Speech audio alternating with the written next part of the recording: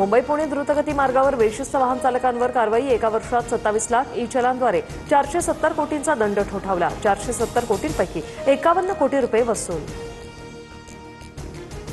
उल्हासनगरच्या महिला आणि बाल सुधारगृहातून 6 अल्पवयीन मुलींचा पलायन। 4 मुलींना पोलिसांनी घेतलं ताब्यात। पोलिसांकडून 2 मुलींचा शोध सुरू। सुधारगृहाची भिंत ओलांडून पलायन केल्याची माहिती। जळगावमधील गिरणा धरण पूर्ण क्षमतेने भरलं। गिरणा नदीपात्रात पाण्याचा विसर्ग सुरू। 175 गावांचा सिंचनाच्या आणि पिण्याच्या पाण्याचा प्रश्न मिटला।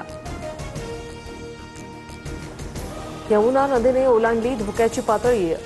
हथिनीकुंड धरणातून नदीत विसर्ग सुरू। प्रशासनाकडून नागरिकांना सतर्कतेचा इशारा।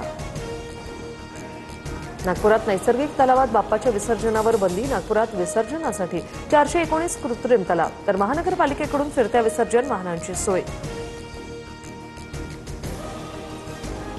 2014 पूर्वी काँग्रेसने जनतेचे मासिक बजेट वाढवलं। आता काँग्रेस सरकार असतं तर 100 रुपयांच्या वस्तू खरेदीवर 20 ते 25 रुपये कर लावला असता। जीएसटी स्लॅबमधील सुधारणांबाबत बोलताना पंतप्रधान मोदींची काँग्रेसवर टीका। नेपाळमध्ये ट्विटर आणि मेटावर बंदी घालण्याचा मोठा निर्णय। मेटा आणि ट्विटरसह 26 सोशल मीडिया वेबसाईट बंद करण्याचे नेपाळ सरकारचे आदेश। मुंबई पोलीस आयुक्त देवेंद्र भारतींकडून TV9 मराठीच्या बाप्पाचं दर्शन। देवेंद्र भारतींकडून TV9 मराठीच्या बाप्पाची आरती।